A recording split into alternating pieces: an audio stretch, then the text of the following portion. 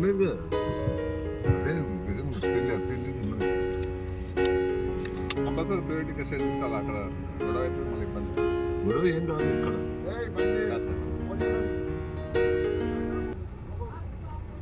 నేనైతే రాను.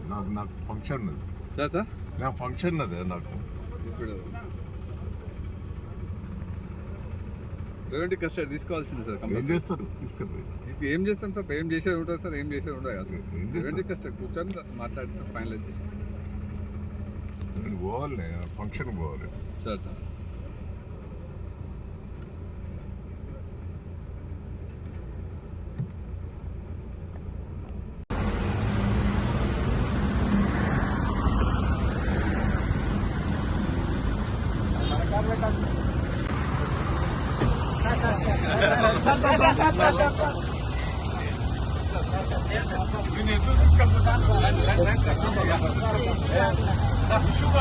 తీసుకపోవడం కారణం నాకు పెళ్లిళ్ళు ఉన్నాయి.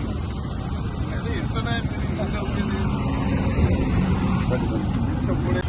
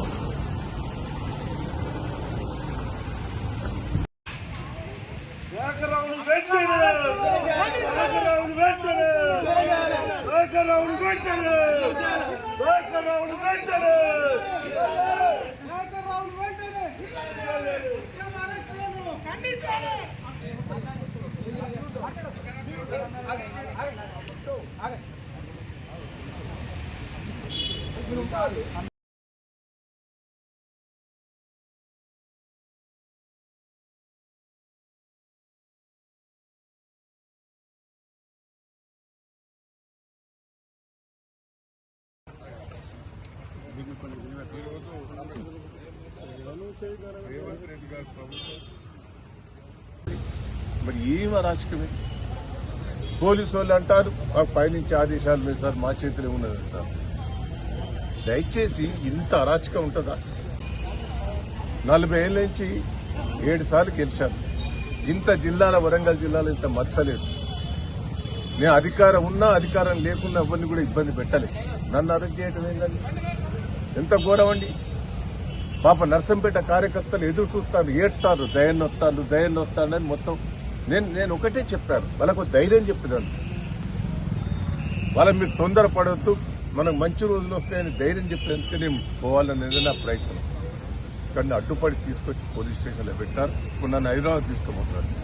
వరంగల్ రాంపవరం కాదు, ఇక హైదరాబాద్ పోతున్నా. ఇంత దౌర్జన్యం ప్రజలే నిర్ణయించుకోవాలి, ప్రజలే బుద్ధి చెప్పాలనేది నేను విజ్ఞప్తి చేశాడు. నర్సంపేటను ఎంతో అభివృద్ధి చేయడం, రూపాయి సంపాదించిన అప్పుల పాలేదు. ఆయన గురించి అందరికి కూడా తెలుసు. అతడు నర్సంపేట కోసం ఆయన ఉద్యమకారుడు అని కేసీఆర్ గారి గౌరవం ఇచ్చి ఎన్నో తీర్లు నర్సంపేటను డెవలప్మెంట్ చేశాడు. ఆయన కోరిక మీద మెడికల్ కాలేజీ తెచ్చాడు, నీళ్లు తెచ్చాడు. అదే తీరుగా రైతులను కాపాడాడు, గోదాములు పెట్టాడు. గ్యాస్ రాష్ట్రంలో పట్టినే గ్యాస్ కనెక్షన్లు డైరెక్ట్ ఇంటింటికి ఇచ్చిన ఘనత నర్సంపేట నియోజకవర్గం. ఎన్నో కార్యక్రమం చేశాడు. నర్సంపేటలో అద్భుతంగా డెవలప్మెంట్ చేశాడు. అది ప్రజల్లో పట్టిన. మొన్న రేవంత్ రెడ్డి గారి బోకస్ మాటలతోటి మేమందరం ఓడిపోయారు, అబద్దాలతో. ఇప్పుడు ప్రజలు రియలైజ్ అయ్యారు. అసొంటి పెద్ద సుదర్శన్ రెడ్డిది జాగాని ఇప్పించాడు కాలేజీ. అది నర్సంపేటకు వరకు ఇబ్బంది లేదు, 3 కిలోమీటర్లు. ఒక దాత స్థలం ఇస్తే ఆ దాతల విగ్రహం పెడితే దాన్ని కూలగొట్టాడు. ఎంతవరకు అరాచకం. నేను అధికారులకు కూడా చెప్తున్నా, దయచేసి మీరు పైనుంచి కోర్సు వల్లనో వాళ్ళ కోర్సు వల్లనో వింటారు, కానీ మిమ్మల్ని కూడా వదిలిపెట్టాం. ఇప్పటికైనా రేవంత్ రెడ్డి నీ మూర్ఖత్వాన్ని బంద్ చేయి, నీ డబ్బుల సంతులు బంద్ చేయి, నీ అవినీతి బంద్ చేయి, నీ దౌర్జన్యం బంద్ చేయి. ఏందే ఇవాళ నేనేంది పొద్దునట్టు బంద్ చేశారు. బంద్ అప్పుడు నేను రమ్మంటే వద్దు, నేను ఈవినింగే వస్తే మీరు బంద్ అయినాక అందరూ వెళ్ళిపోయినారంటే నర్సంపేటలో ప్రెస్ మీటింగ్ పెట్టడానికి నేను పోతున్నాను. ఒక కార్యకర్తలకు ప్రజలకు ధైర్యం చెప్తున్నా. నేను ఎప్పుడు చెప్తున్నా, మీరు ఏం తొందరపడకుండ్రి, మనం దౌర్జన్యం చేయొద్దు. వాళ్ళు దౌర్జన్యం చేస్తే అది ప్రజల మధ్యకు తీసుకుపోవాలి, ప్రజలకే చెప్పాలి తప్ప మనం దౌర్జన్యం చేయొద్దని నేను చెప్తున్నా. పోరాటం చేద్దాం, అరాచకాలు చేయొద్దనేది నీ కోరిక. నర్సంపేట పెద్ద ఎత్తున బంద్ జరిగింది, వాలంటీర్గా జరిగింది.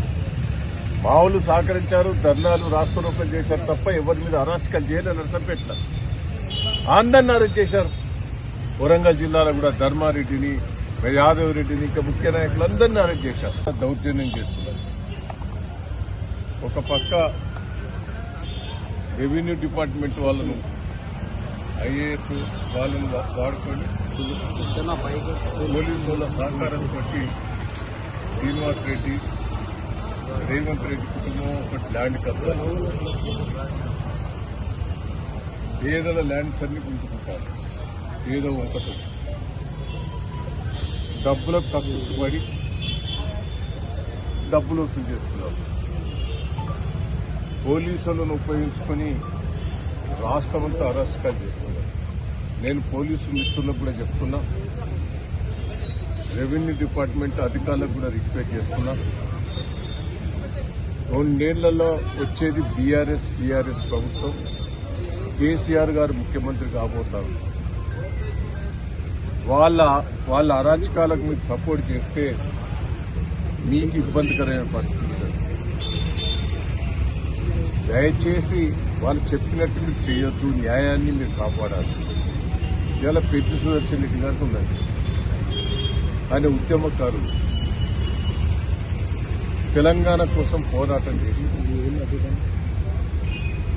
తెలంగాణ కోసం ప్రాణాలకు తెగించి పనిచేశాడు.